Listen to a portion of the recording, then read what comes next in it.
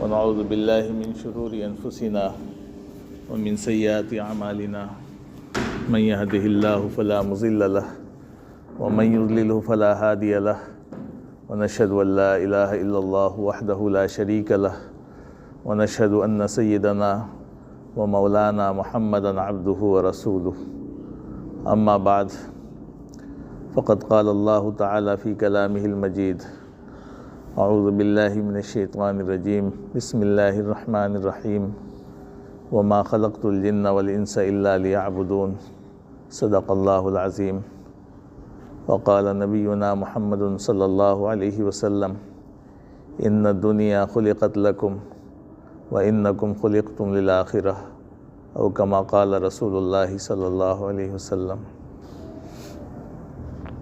محترم حضرات، اللہ تبارک و تعالیٰ نے اس انسان کو اشرف المخلوقات بنایا ہے۔ اللہ نے بہت سی مخلوقات پیدا فرمائی ہیں، اور ان تمام مخلوقات میں اگر سب سے زیادہ اشرف اور اللہ کے نزدیک سب سے زیادہ اکرم، سب سے زیادہ معزز اور قابل قدر کوئی مخلوق ہے تو وہی حضرت انسان ہے۔ اللہ تبارک و تعالیٰ نے انسان کو بڑا قیمتی بنایا ہے، بڑا اونچا مقام دیا ہے۔ اللہ نے وہ مقام دیا اللہ نے انسان کو جو مقام فرشتوں کو بھی حاصل نہیں۔ حالانکہ فرشتے اللہ کی وہ مخلوق ہیں جو کبھی اللہ کی نافرمانی نہیں کرتے، جن کا کام ہی ہے اللہ کی فرما برداری۔ اللہ نے جس کو حکم دے دیا سجدہ کرنے کا تو وہ سجدے میں پڑا ہے، جس کو اللہ نے حکم دے دیا رکوع کا تو وہ رکوع میں پڑا ہے۔ اللہ نے بہت سی مخلوقات پیدا فرمائی، لیکن کوئی بھی چیز جو پیدا کی جاتی ہے اور بنائی جاتی ہے اس کا ایک مقصد ہوتا ہے۔ کوئی بھی چیز بے مقصد نہیں ہوتی ہے۔ آپ دنیا میں دیکھیں گے، غور کریں گے، آپ کوئی بھی کام کرتے ہیں، انسان کوئی بھی کام کرتا ہے تو اس کا ایک مقصد ہوتا ہے۔ کسی بنانے والے نے اگر یہ مائک بنایا تو مقصد کے تحت بنایا، یوں ہی نہیں بنا دیا، بلکہ اس کے سامنے ایک مقصد تھا کہ لوگوں کی آواز جو کم دور تک پہنچتی ہے تو اس آلے کے ذریعے سے وہ زیادہ دور تک پہنچا دے، انسان کی آواز جو کمزور تھی اس کو تیز کر دے۔ تو مقصد، ہر چیز کا ایک مقصد ہے۔ بے مقصد دنیا میں کوئی چیز نہیں بنائی جاتی ہے۔ جب انسان جو اللہ کی بنائی ہوئی مخلوق ہے، جب وہ کوئی چیز بناتی ہے اور کرتی ہے تو اس کے سامنے مقصد ہوتا ہے۔ تو اللہ نے جب اس انسان کو اتنا قیمتی بنایا، اتنا اشرف بنایا، یہ جو چلتا پھرتا انسان ہے، یہ انسان اپنی قیمت کو سمجھتا نہیں۔ اس کو لگتا ہے کہ دنیا کی ساری چیزوں کی قیمت ہے لیکن اس کی کوئی قیمت نہیں۔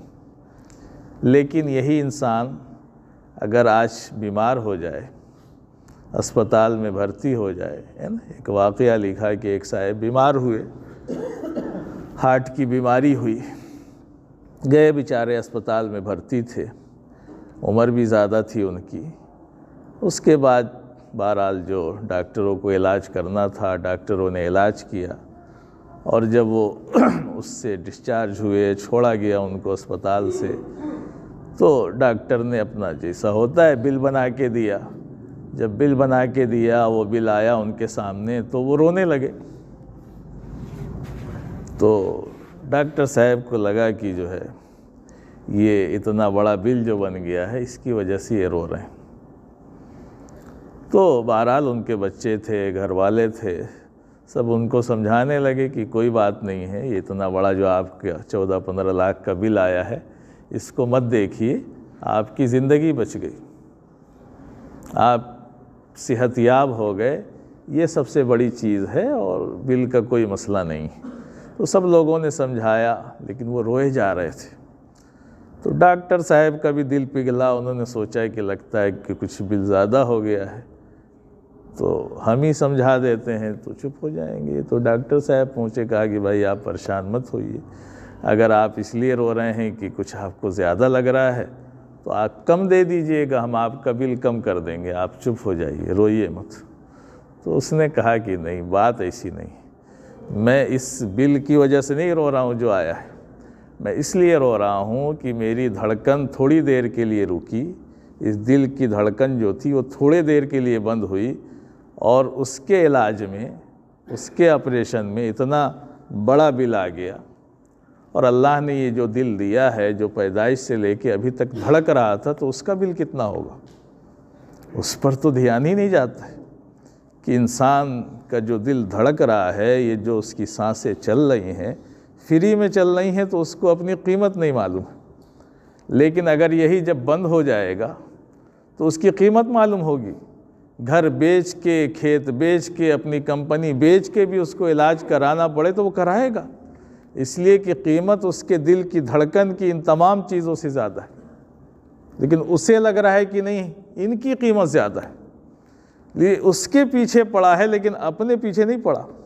انسان کبھی سوچتا ہی نہیں کہ ہمارا کیا مقصد ہے، گاڑی کا مقصد ہے وہ تو چل رہی ہے بیچاری، جس کا جو مقصد ہے وہ تو کر رہا ہے، لیکن حضرت انسان کو اللہ نے کیوں پیدا کیا؟ بہت قیمتی انسان ہے یہ ہمارا جسم، یعنی ہمارے پاس کچھ نہ ہو، پہننے کو کپڑا نہ ہو، رہنے کو گھر نہ ہو، ایک روٹی ہمیں نصیب نہ ہو، پھر بھی آپ کیا سمجھتے ہیں کہ اللہ نے یہ جو جسم کا ڈھانچہ دیا ہے یہ بے حیثیت ہے؟ نہیں، آپ کے پاس کوئی آئے کہے کہ ایک آنکھ اپنی دے دیجئے، کروڑوں روپے دے گا، آپ دیں گے نہیں اس کو۔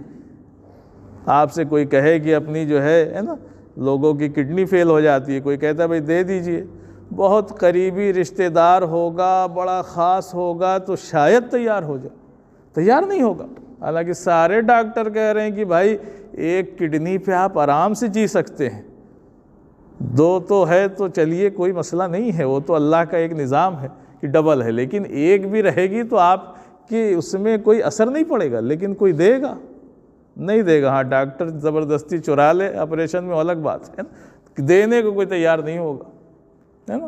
کہ اس کے لیے لوگ کیا کیا کرتے ہیں کہ لوگ جو ہے سڑکوں پہ چلتے آدمی کو اٹھا لے جاتے ہیں، کسی کو کڈنی کی ضرورت ہے۔ تو انسان کی قیمت ہے، آپ کے اعضاء کی بڑی قیمت ہے، آپ کروڑوں کے اور اربوں کے مالک ہیں اس جسم کے ساتھ، اگر کوئی دنیا کی دولت آپ کے پاس نہ ہو تو بھی۔ لیکن انسان سمجھ رہا ہے کہ ہماری کیا حیثیت ہے، کچھ نہیں ہے، وہ تو گاڑی، بنگلہ ہے نا، بینک بیلنس، دنیا کی ضرورتوں کے پیچھے تو دوڑ رہا ہے۔ لیکن اللہ نے جو اتنا خوبصورت، اتنا قیمتی جسم دیا، اور کیوں دیا، کیوں پیدا کیا، اس کے پیچھے اس کو کوئی مقصد ہی نہیں۔ تو قرآن سے پوچھتے ہیں کہ اللہ نے کیوں بنایا انسان کو؟ اگر انسان کو اس لیے بنایا ہوتا کہ وہ بہت اچھا کھاتا ہے یا بہت زیادہ کھاتا ہے تو ایسی بھی بات نہیں۔ انسان سے زیادہ تو دوسری مخلوقات کھاتی ہے نا۔ ہاتھی کو اللہ نے پیدا کیا جس کے بارے میں آتا ہے کہ وہ ایک دن میں 40 کلو گھاس کھا جاتا ہے، تو کوئی انسان تھوڑی اس کا مقابلہ کر سکتا ہے۔ یا آپ گوشت کھاتے ہیں تو شیر تو دن میں 29 کلو گوشت کھا جاتا ہے، تو آپ کھا پائیں گے؟ نہیں کھا پائیں گے۔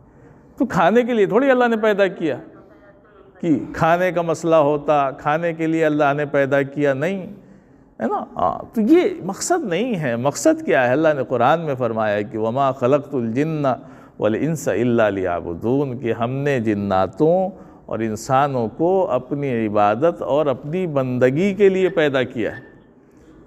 یہ انسان کی تخلیق کا مقصد ہے کہ اللہ نے انسان کو پیدا ہی کیا ہے، یا جنات جو دوسری مخلوق ہیں اللہ کی، ان کو بھی اسی لیے پیدا کیا ہے کہ اللہ کی بندگی، اللہ کی عبادت۔ اب جب لفظ عبادت آتا ہے تو آدمی پھر اور پریشان ہو جاتا ہے، وہ سوچتا ہے کہ عبادت کا مطلب تو مولانا صاحب کہہ رہے ہوں گے کہ اب تسبیح لے کے بیٹھ جائیں مسجد میں، کچھ کام ہی نہ کریں، یہ بھی ذہن جاتا ہے۔ ایسا بھی کوئی مسئلہ نہیں بھائی، اس کو بھی سمجھنے کی ضرورت ہوتی ہے نا۔ تو عبادت تو نام ہے اللہ کے حکم اور اللہ کے رسول صلی اللہ علیہ وسلم کے بتائے ہوئے طریقے کا، کہ جو اللہ کے احکامات ہیں اور اللہ کے وسلم نے جو راستہ اور جو طریقہ بتایا، اسی کا نام عبادت ہے۔ اس میں یہ تو ہے ہی ہے، نماز، روزہ، حج، زکوٰۃ، یہ تو اہم عبادتیں ہیں ہی، تلاوت ہے، جو بھی ہے، یہ چیزیں تو عبادت ہیں ہی، ان سے انکار نہیں ہے۔ لیکن صرف یہی عبادت نہیں ہے، کمانا بھی عبادت ہے، کھانا بھی عبادت ہے، سونا بھی عبادت ہے۔ عبادت کا دائرہ اتنا وہ نہیں ہے، عبادت کا مطلب اللہ اور اس کے رسول کی اطاعت، اللہ کی جو احکامات ہیں اور اللہ کے وسلم نے جو طریقہ بتایا اس کے مطابق اگر آپ کریں گے تو آپ کی 24 گھنٹے کی ساری زندگی کے اعمال جو ہیں وہ عبادت بن جائیں گے، اور اسی کے لیے اللہ نے پیدا ہی کیا۔ اسی لیے بار بار اللہ کہتا ہے قرآن میں اطیعوا اللہ واطیعوا الرسول، اطیعوا اللہ واطیعوا الرسول۔ کس کی مانو گے بھائی دنیا میں؟ جس نے پیدا کیا ہے۔ ہم سب اللہ کے بندے ہیں، ہم مخلوق ہیں، اللہ خالق ہے، اس نے ہمیں اور آپ کو پیدا کیا۔ اگر پیدا کرنے والے کی نہیں مانیں گے تو آپ بتائیں کہ آپ کا مقصد پورا ہوگا؟ نہیں ہوگا۔ آپ ایک فیکٹری میں چلے گئے، اس نے آپ کو ملازم رکھا، اس نے آپ کی تنخواہ مقرر کی، لیکن اگر آپ اس کا کام نہیں کریں گے اور مہینے کے آخر میں جائیں گے کہ آپ کو تنخواہ مل جائے، وہ تنخواہ دے گا؟ نہیں دے گا آپ کو تنخواہ۔ کہے گا کہ تم کو تو ہم نے جس کام کے لیے رکھا تھا وہ کام تو تم نے کیا نہیں، وقت پاس کیا، ادھر ادھر ٹہلتے رہے اور بیکاری میں لگے رہے، اب آ گئے مہینہ پورا ہونے پر تنخواہ لینے۔ تو اللہ نے ہمیں پیدا کیا، ہم اللہ کی مخلوق، ہم اللہ کے بندے، ہم اللہ کی نہ مانیں، یا اللہ نے جس کی ماننے کا حکم دیا اپنے رسول کی، اس کے رسول کی نہ مانیں، تو ظاہر سی بات ہے ہمیں یہاں تو رہنا نہیں ہے نا۔ ہمیں تو لگ رہا ہے نا کہ ابھی تو ہم 25 سال کے ہیں، ابھی تو 50 سال کے ہیں، اور شیطان تو دکھا رہا ہے کہ پتہ نہیں کتنی لمبی زندگی ہے، ابھی تو بہت کچھ کرنا ہے۔ لیکن کل کی صبح اور شام کا سورج ڈوبتا ہوا دیکھیں گے کہ نہیں، یہ تو اللہ ہی جانتا ہے۔ یہ تو ہمیں لگ رہا ہے نا کہ بہت بڑی زندگی ہے، ابھی تو ہماری اتنی ہی عمر ہوئی، لیکن اتنی عمر نہیں ہوئی، اتنی تو گزر گئی۔ اب آگے کیا ہے؟ آگے کا تو اللہ نے ایسا راز رکھا کہ کسی کو بتایا ہی نہیں۔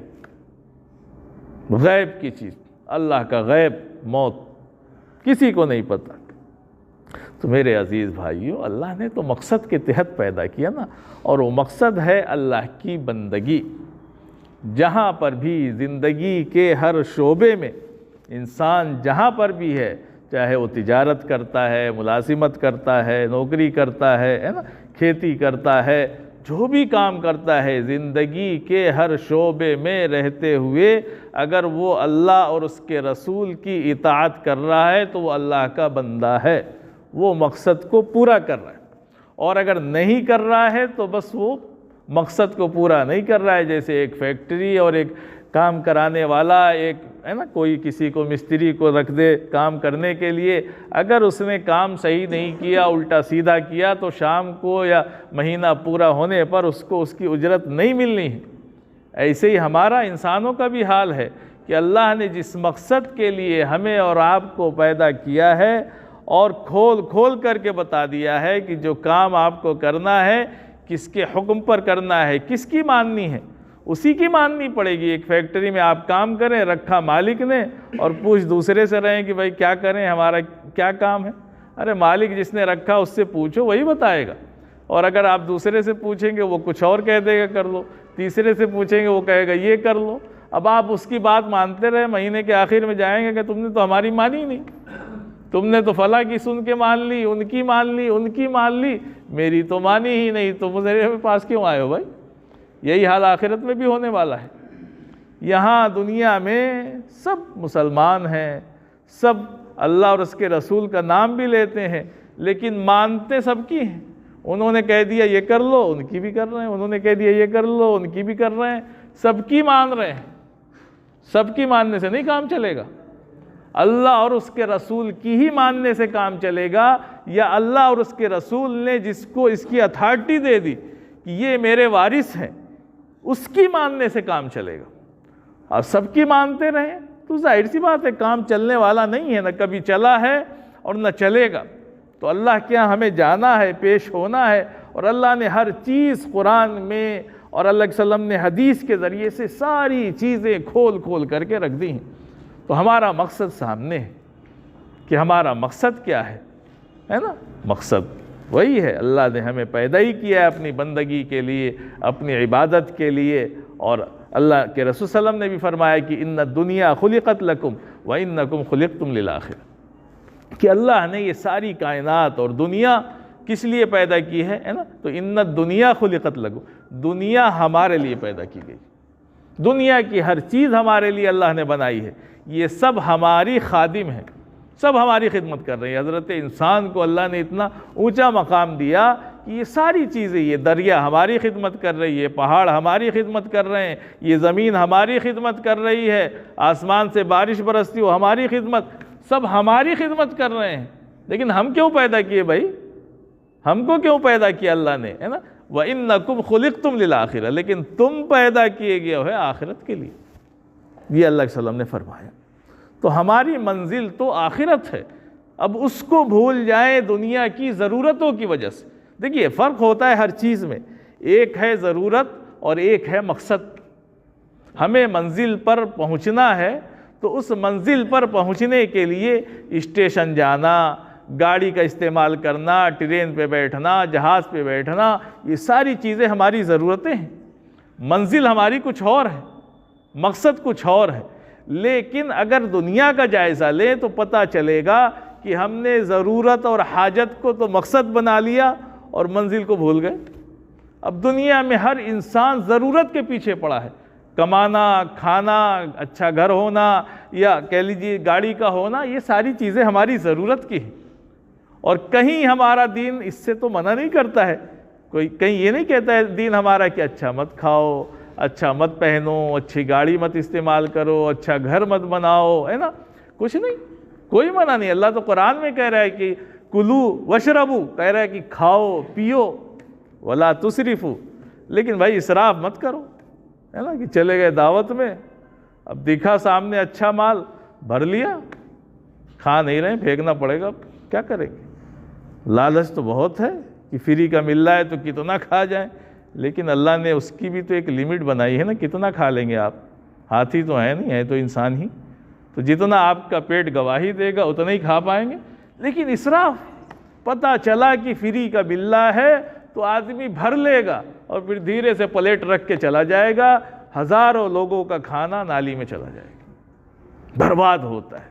اسراف مت کرو، اللہ کہہ رہا ہے کہ کھاؤ پیو، اچھا سے اچھا کھاؤ، اچھا پہنو، کہاں ہمارا دین منع کرتا ہے؟ اللہ نے آپ کو دیا ہے، خوب آپ اچھا استعمال کریے، یہ ہماری ضرورتیں ہیں۔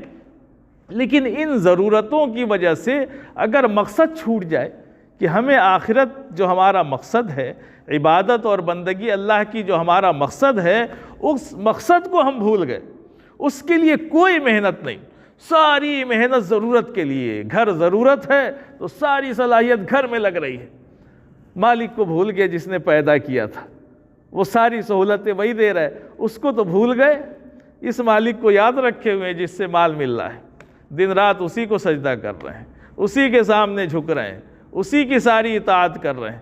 لیکن اس اللہ جس نے آپ کو پیدا کیا تھا اپنی بندگی کے لیے، کہ اس کی نزدیک، ہے نا، یعنی اس دنیا کی کیا حیثیت ہے؟ ہارون رشید بادشاہ تھا، ایک اللہ والے اس کے پاس بیٹھے ہوئے تھے، اس نے پانی مانگا تو اس نے پانی رکوا دیا، اللہ، وہ بھی بڑے دیندار بادشاہ تھے، گزرے ہیں ہارون رشید رحمۃ اللہ علیہ، تو وہ اللہ والے تھے اور ان سے ان کی اچھی خاصی وہ تھی، دوستی تھی، تعلقات تھے، تو پانی منع کر دیا، رکے رہے، پھر اور پیاس لگی، نہیں پانی پینے دے رہے، تو بھائی اللہ والے موقع سے فائدہ اٹھاتے ہیں، انہوں نے کہا کہ بادشاہ سلامت، اگر یہ ایک گلاس پانی جس کے لیے آپ پریشان ہیں اور آپ کی پیاس کی شدت بڑھتی جا رہی ہے، اگر یہ آپ کو نہ ملے تو آپ اس کے لیے کتنی قیمت دے سکتے ہیں؟ کہا کہ آدھی بادشاہت دے دوں گا۔ ظاہر سی بات ہے، آدھی کیا پوری بھی دے دے گا انسان، اگر پھنس جائے تو اس ایک گلاس پانی کے لیے پوری بادشاہت دے سکتا ہے۔ پھر پانی پی لیا انہوں نے، پھر کہا کہ اب یہ بتائیں کہ یہ جو ایک گلاس پانی آپ کے اندر چلا گیا، اگر آپ کا پیشاب بند ہو جائے، یہ باہر نہ نکلے تو اس کے لیے کتنی قیمت دے سکتے؟ کہا کہ آدھی بادشاہ۔ تو پتہ چلا کہ ایک گلاس پانی میں تو آپ کی یہ ساری دنیا ہی چلی گئی۔ کیا حیثیت ہے اس دنیا کی جس کے لیے انسان مرا جا رہا ہے نا؟ اس کے لیے مرا جا رہا ہے انسان، یہ تو ضرورت ہے، اس کے لیے تو اتنا ہی مرو جتنا بس ضرورت پوری ہو جائے، لیکن وہ مقصد، وہ منزل، وہ قبر جہاں تم کو جانا ہے اور جہاں سے حضرت آدم علیہ السلام سے لے کر کے آج تک کوئی واپس نہیں آیا، نہ کبھی آئے گا، وہاں کی کوئی تیاری نہیں، اس کے لیے کوئی وقت نہیں، اس کے لیے کوئی محنت نہیں. کیا یعنی عجیب معاشرہ ہو گیا ہے ہمارا، عجیب ماحول ہو گیا ہے کہ انسان اس کو بھول بیٹھا اپنے رب کو جو انسان کو سب کچھ دے رہا ہے. اگر وہ چاہے تو اسی زمین سے غلہ اگانا بند کر دے تو آپ کہاں سے اگا پائیں گے؟ کوئی فیکٹری ہے آپ کے پاس جو غلہ بنا دے؟ اللہ اگر کسی کو اولاد نہ دینا چاہے تو کوئی ہے ڈاکٹر جو کسی کی اولاد بنا کر کے دے دے؟ ہے کسی سائنس کے پاس اتنی طاقت؟ نہیں بنا سکتے میرے بھائیوں. اللہ کی طاقت کو، اللہ کی قدرت کو، آپ مخلوق ہیں اس کو سمجھو، جانو کہ اللہ کتنا بڑا ہے، اس نے ہمیں کیسے بنایا ہے، کتنی صلاحیتوں سے نوازا ہے. تو میرے عزیز بھائیوں، ہمیں اپنے مقصد کو پہچاننا ہے، اپنی منزل کو پہچاننا ہے، اور مقصد وہی ہے. قبر ہے ہمارے منزل، وہی ہے، وہیں جانا ہے، وہاں سے واپس نہیں آنا ہے، اور اس پوری زندگی کا ہمیں حساب دینا ہے. اللہ نے جس مقصد کے لیے پیدا کیا تھا اس مقصد کو ہم پورا کر رہے ہیں کہ نہیں؟ تو میرے عزیز بھائیوں، یہ جو ہماری ضرورتیں ہیں، ہے نا، کمانا، کھانا، اللہ نے پیٹ بنایا اس کو بھرنا، اور مکان، گاڑیاں، یہ ساری چیزیں ہماری ضرورت ہیں. ان ضرورتوں کی وجہ سے ہم مقصد کو نہ بھولیں، اپنی منزل کو نہ بھولیں. یہ مقصد، یہ ضرورت کی چیزیں ہیں، یہ تو آتی رہیں گی، جاتی رہیں گی، ہے نا. یہ کرنے کے بس کیا ہے، انسان دو ہی کام تو ہے نا. انسان آیا ہے تو جیے گا اور اس کے بعد مر جائے گا اور وقت گزر جائے گا. سب کا وقت گزرتا ہے. رمضان کا مہینہ آیا، جس نے روزہ رکھا اس کا بھی مہینہ گزرا، جس نے نہیں رکھا اس کا بھی گزرا. نماز کا وقت آیا، جس نے نماز پڑھی اس کا بھی وقت گزرا، جس نے نہیں پڑھی اس کا بھی گزرا. کسی نے اسکول میں داخلہ لے لیا، ایڈمیشن لے لیا، جو پڑھے گا اس کا بھی وقت گزرے گا، جو نہیں پڑھے گا اس کا بھی وقت گزرے گا. لیکن ایک وقت آئے گا کہ سامنے امتحان ہوگا، وہاں سب پتہ چل جائے گا کہ تم نے کیا کیا تھا. تو وہ آنے والا ہے، بچے گا کوئی نہیں. یہ ساری آپ کی دنیا کی جو مال و دولت جس کے پیچھے آپ ساری صلاحیتیں صرف کر رہے ہیں، یہ سب چھوڑ کر کے ہی جانا پڑے گا. یہ ضرورتیں آخرت میں آپ کے کام آنے والی نہیں ہیں. آخرت میں کام آپ کے اعمال آنے والے ہیں. اگر آپ نے مقصد کو پورا کیا تو یہ سارے کام آپ کے عبادت بن جائیں گے. آپ کا کمانا بھی عبادت ہو جائے گا، آپ کا کھانا بھی عبادت ہو جائے گا، آپ کا سونا بھی عبادت ہو جائے گا. بس کام اتنا کرنا ہوگا کہ ہر کام میں اللہ اور اس کے رسول کی اطاعت آ جائے. اسی کو کرنا ہے. ہم ملازمت کرتے ہیں، اس میں اللہ اور اس کے رسول کی اطاعت. لَقَدْ كَانَ لَكُمْ فِي رَسُولِ اللَّهِ أُسْوَةٌ حَسَنَةٌ. اللہ علیہ وسلم کی سیرت اور آپ کا نمونہ ہی ہر میدان میں ہمارے لیے ہے. جو بھی شعبہ ہو، جو بھی میدان ہو، اس میں بس یہی ہمارے لیے اصل ہے. تو میرے عزیز بھائیوں، اللہ نے ہمیں اور آپ کو بڑا قیمتی بنایا. انسان ہی اشرف المخلوقات ہے، اور پھر انسان کے ساتھ اگر ایمان مل جائے تو اس کی قیمت دنیا میں اس سے بڑھ کر کے کوئی چیز نہیں. تو ہمیں اللہ نے دونوں چیزیں دے دی ہیں، انسان بھی بنایا اور ایمان بھی دے دیا، اور اس سے بڑھ کر کے اللہ کے نبی صلی اللہ علیہ وسلم کی امت میں پیدا کر دیا. یہ سب اللہ کے بڑے احسانات ہیں. ہم کہاں کھوئے ہوئے ہیں، کہاں بہکے ہوئے ہیں. ہم اپنے مقصد کو سمجھیں، اپنی زندگی کی حقیقت کو سمجھیں.